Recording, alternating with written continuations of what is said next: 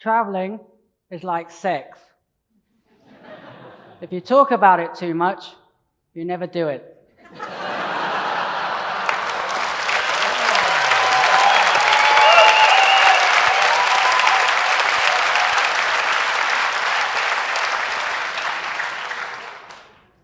What I mean by this is that everyone talks about sex.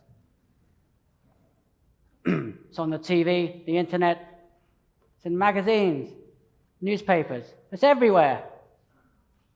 But many people also talk about travel, or at least where they dream about going. The Amazon, Antarctica, some other unusual place.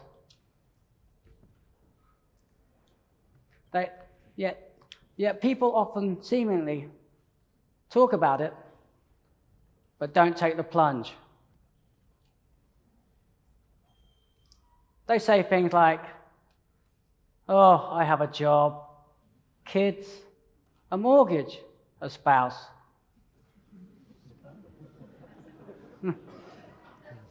Yeah, you see, you do.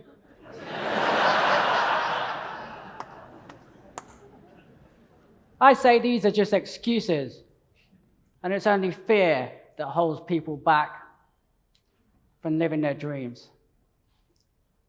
I tell friends, family, strangers, I've just returned from some magnificent destination, and they say, oh, I wish I could go there. Well, you can. Believe me, you can. Now, what I do is a prime example of what I consider simplexity to be. The complex activity of traveling solo with 2 disabilities, simplified for having a positive attitude and self-belief. My interest in travel first came from hearing about my dad's adventures when he was in the Merchant Navy. But it also came from a desire to be independent from a young age. I attended a specialist school for blind and visually impaired children when aged 10, where I received mobility training alongside my other studies. I learned to use a long white cane to get about, to negotiate objects, to cross roads safely, to tackle steps, and eventually to catch buses and trains. However, it was visiting Boston in the USA with my school when aged 16 that initiated my interest in traveling. Everything in the US was much bigger, apart from the breakfast sausages. They were tiny.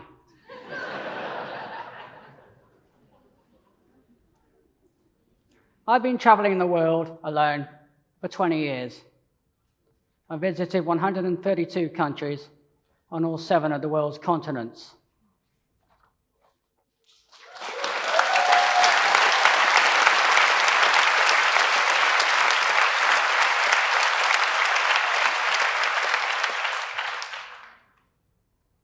Not that impressive, really. Apart from the fact I'm totally blind and severely deaf in both ears.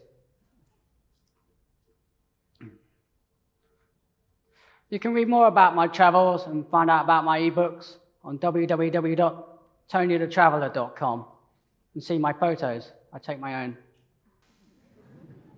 Honest. Now, why would a blind person want to go and see the world? The answer? Why not?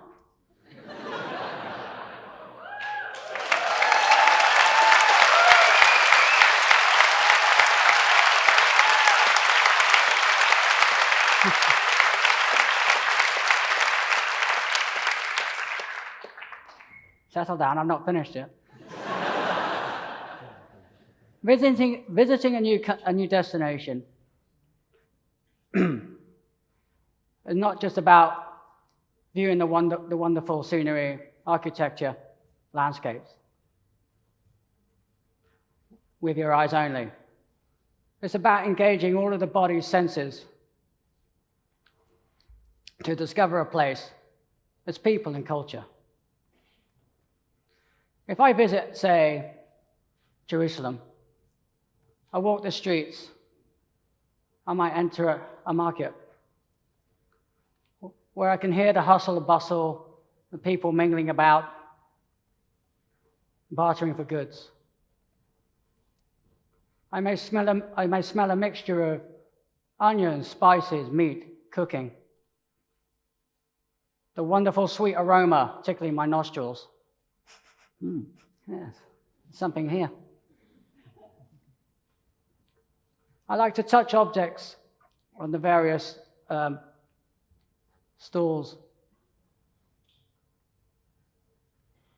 And maybe become entangled in a rack of scarves. Or I feel the wind of a motorbike suddenly rushing by at speed, almost knocking me over. I hear, feel, smell, all of this around me.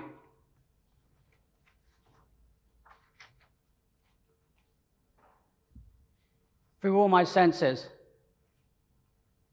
absorbing the atmosphere and forming a picture of the scene in my own mind. If I visit a famous place, like the Colosseum in Rome,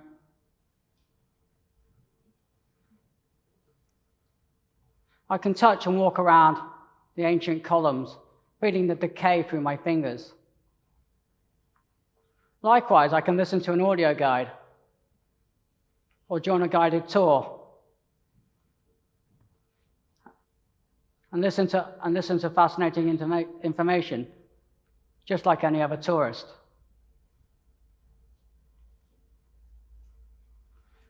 One of my first experiences in a foreign city alone was visiting New Orleans when studying in the States.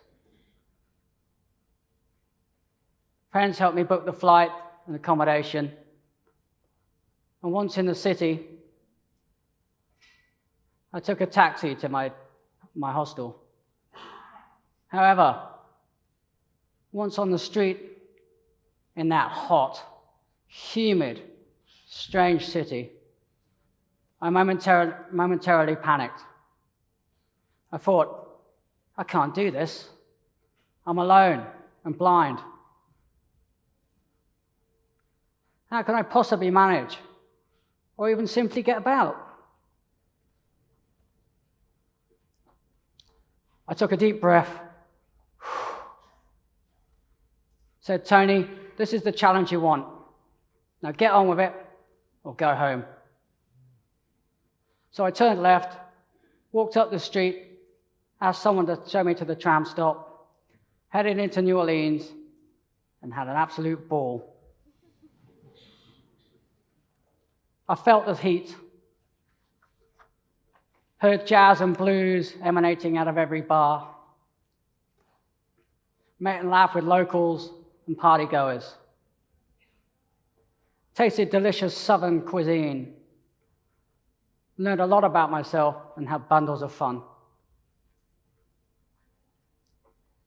That's how I travel. I meet people on the streets, in bars and hostels, making friends wherever I go. I take complicated travel situations and simplify them.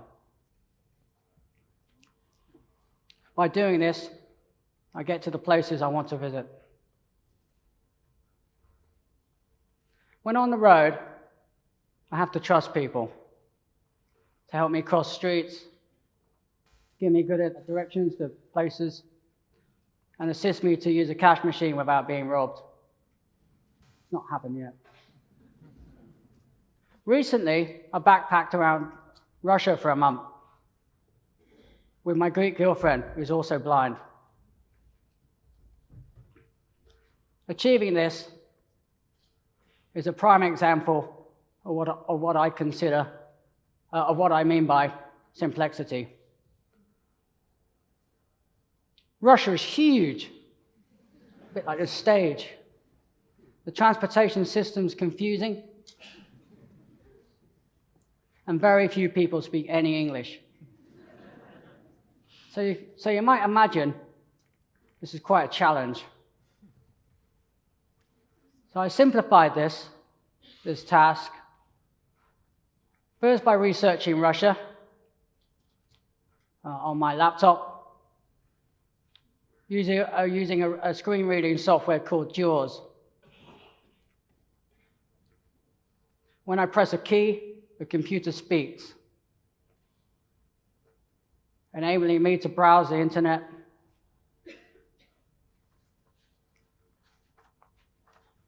and find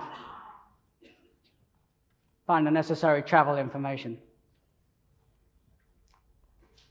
Then, with my mum's help, I booked all our train tickets in advance because I knew no one in the train stations would speak English.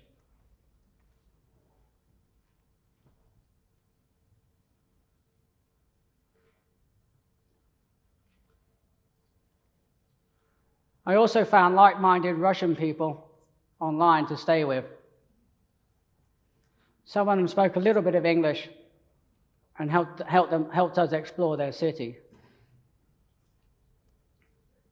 We also took foreign currency with us, so we didn't have to use the cash machines. Finally, we used Google Translate when conversation became too complicated because of the language barrier. So this is how some of the complexities of travel can be simplified.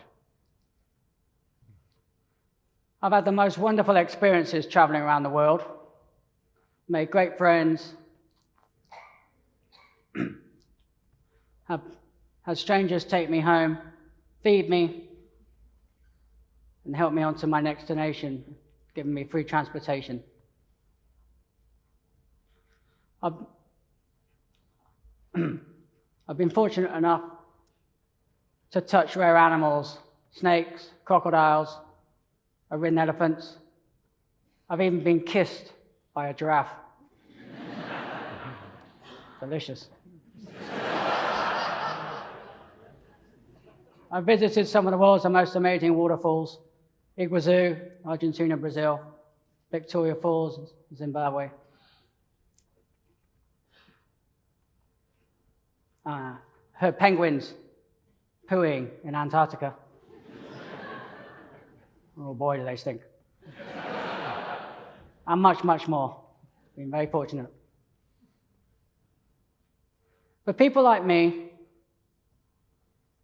traveling alone across the world can appear to be complicated. Yet this can be simplified and become an enjoyable experience. There are many unique ways to experience the world. So you've heard about some of my adventures and why I love to travel. But what about you, my wonderful audience? What about your travel dreams? Where are the places you'd love to go to? What's your one unique destination you dream to visit but never thought possible? Well, my challenge to you all is to turn that dream into a reality. It could be joining a cooking class abroad for a week, or walking in mountains, sailing around some of the romantic islands in the Mediterranean, or maybe trying a new sport like bungee jumping. Don't be afraid, I've done it. And yes, I close my eyes before each jump.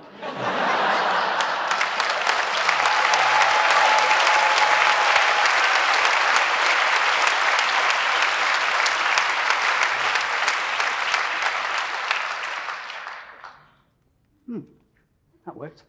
So I'd like every one of you here today to go away thinking about your dream destination and how you will make it a reality. If I can travel the world alone, totally blind, and severely deaf in both ears, there's nothing stopping any of you here going out, reaching your goals, and achieving your dreams. So go on, take the plunge, do that trip, and just imagine how wonderful you'll feel once you've done it. Thank you very much.